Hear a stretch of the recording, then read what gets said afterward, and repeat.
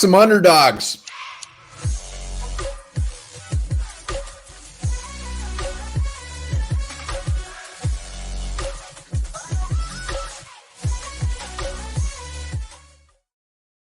All right, welcome back to the Onebar and Lupagus show. I'm Onebar with Lupagus, and who doesn't love an underdog story? Rudy.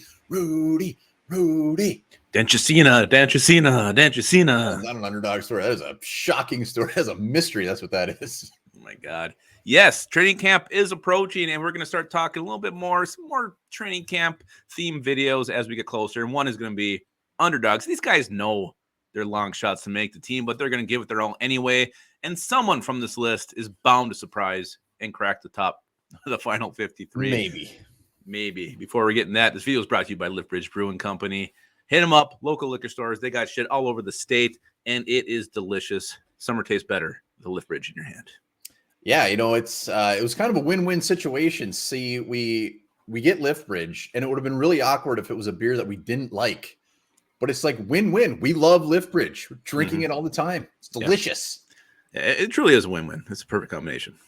Perfect combination, just like peanut butter and jelly. We're listing off 5 underdogs that could make the team. Lupagus seems a little more confident than me. I mean, I would be actually fairly shocked if any of them make it, but we'll see. Well, I mean, it happens every year. Like I said, I mentioned Dan Trishina at the start of this, but he's the one that comes to mind most recent, a shocking guy, a long shot who does end up somehow making the team. And well, you got to mention there's been underdogs that have panned out very well. Thielen, John Randall, Marcus Sherrills, Robert Griffith. Who am I missing? I mean, there's been a lot. There has been a lot. So why can't one of these guys on this list be the next one? Why the hell not? Let's jump right into it. Let's go with the guy who hasn't played football professionally in about 3 years. It's defensive tackle Julian Taylor, kind of handpicked by Kwesi. He was there in San Francisco with him. He hasn't played in a while, but he does have 16 career tackles, 4 tackles for loss, so he has shown the ability to do something. Probably looking at being an end in this defense in the 3-4 front. What makes me think he has a chance, again, the fact he hasn't played doesn't help, but the depth chart ahead of him isn't great until you get to the top. So he's got a battle the likes of Jonathan Bullard, James Lynch are going to be his big competition there. So why not Julian Taylor? If he somehow puts it together, looks fresh, rejuvenated, has a great practices, great preseason games, great camp all together, Julian Taylor, long shot. Well, let's just nip something in the bud or butt. Still don't know what the actual correct way to say that is, but no one knows. Everyone we're listing here, the reason they're an underdog is because of the depth. That's 100%. Every position, every guy we're talking about, they have a shot because who's ahead of them. And Julian Taylor, like you said, I actually think, he's played a lot inside. They put him in there and get after the quarterback, so he can play inside, he can play outside. For me, this all comes down to if he shows up and he's healthy.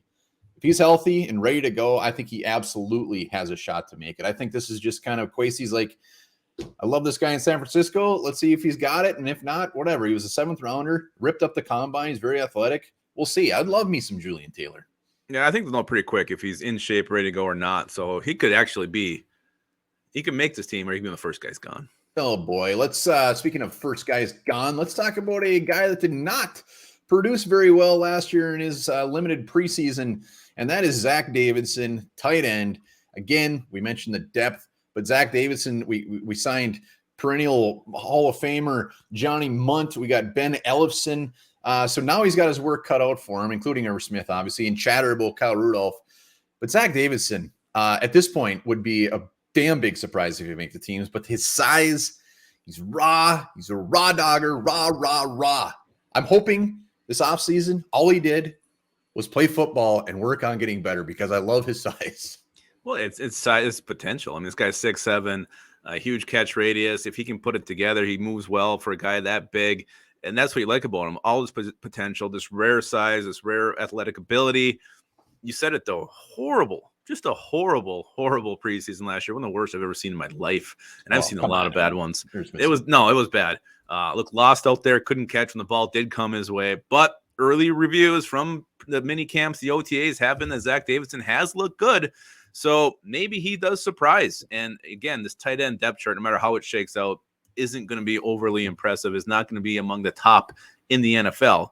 But someone's got to make it. Someone's got to flesh this thing out. So Zach Davidson, why not be that perennial Hall of Famer, as Onebar said. I guess you can be a Hall of Famer every year.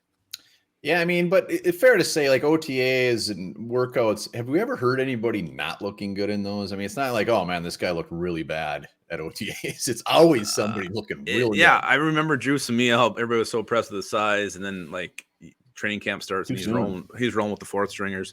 So yeah, I guess you rarely hear that someone looks horrible in OTA. My hope was Zach Davidson. Where was he from? Central Missouri? Something random like that. My hope is that the lights were just too big. He was out there nervous as shit, crapping his pants.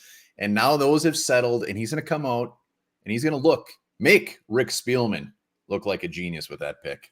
I hope so. Hope he's the next Jeff Dugan. Hell of an athlete. Wow. Who else you got? Let's go with another guy who was brought late. We mentioned Julian Taylor. How about Andre Mincy, the outside linebacker from Denver? A guy, again, another long shot, just because when you're signed late, was he after the draft? I think he was. It's just never bodes well for guys to make teams.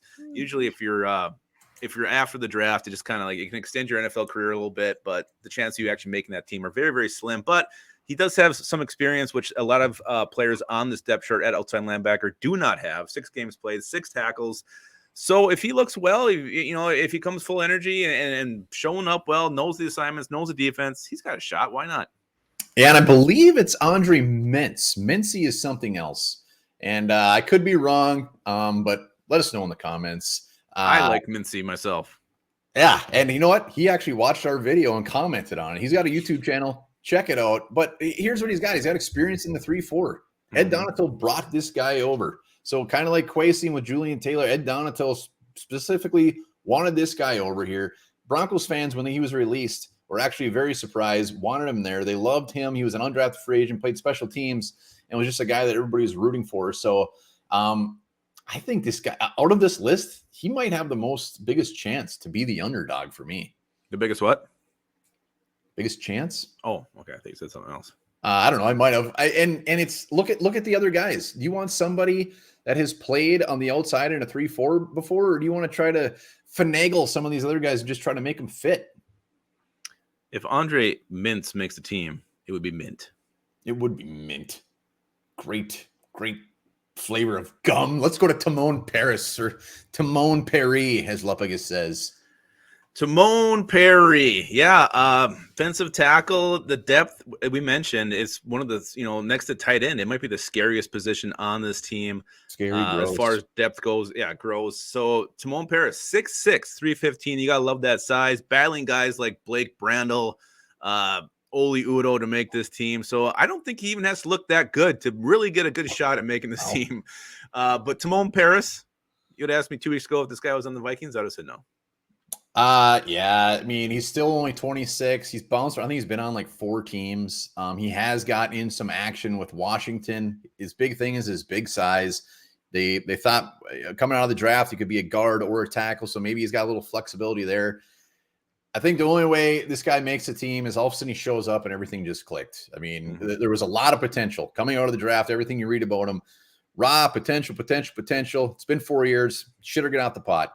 I think an injury might help him too. Someone else's injury. Maybe a couple injuries.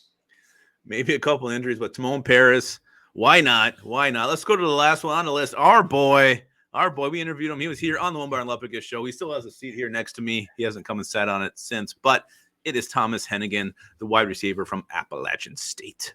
Yeah, and why the hell not? Why not? We mentioned it from the beginning. Dan Chisena made an NFL roster. Why the hell can't Thomas Hennigan? Somebody at the bottom of this depth chart, whether it's a Blake or whether it's Prohl, Hannigan, Jackson, one of these guys are going to sneak on. And what Hennigan has is the dude is just reliable. He's reliable. He does it. He's consistent. He gets the shit done. He might not wow you with his athletic ability, but would you want a guy that's just raw at the bottom of the depth chart with possible potential, or a guy that, if you threw in, he's going to catch the ball. He's going to do everything right. You know what he's got? In spades, he's got heart. He's got a heart. I mean, he fights for yardage. He loves the game of football. You can see it when you watch his highlights. He does bring some ability as a punt returner as well. So he's got that going for him, because that is a position we haven't talked about much on this team that is completely 100% up for grabs, is punt returner. And yeah, we've seen it before. These receivers down the depth chart, Dan Chisena being the most recent, somehow making this team. If he can run the routes well, show good hands and just play with the way he played at Appalachian. I think this guy does have a shot, and he's going to be battling Tristan Jackson, Blake Pro. So there's a lot of competition, and you said it. One of these guys is going to make it, and why not? Why not Thomas Hennigan? Why not Thomas Hennigan? If and when he does get released, that will be worse than Tough Borling getting cut. That will be a very tough day for the Onebar and Lupagus show. But we are pulling for him. We are his biggest fans, and he gets a lot of comparisons. Not a lot. I guess I've seen a couple to Brandon Zylstra. Hennigan too. I mean, he just looks bigger. He's got a big frame. I know he's 6'2", 200 something pounds, but I mean, he plays bigger than what some of the other Vikings receivers look like on the field. So I like having that bigger, more physical wide receiver to go with some of our speedier guys. So I think there's room on this team for him, and I hope he makes it. I really do. Those are our 5 underdogs. Let us know your underdogs down in the comments while you are whapping back Lift Bridge Brewskis. Remember, if you're on Twitter, go give them a follow. Let them know the Onebar and Lupagus show sent you. Yes, please do. Please do. And remember this. Next time you get arrested, remember this. Your nipples are just as unique as your fingerprint. So maybe instead of getting your finger in that ink, stick your nipple in there.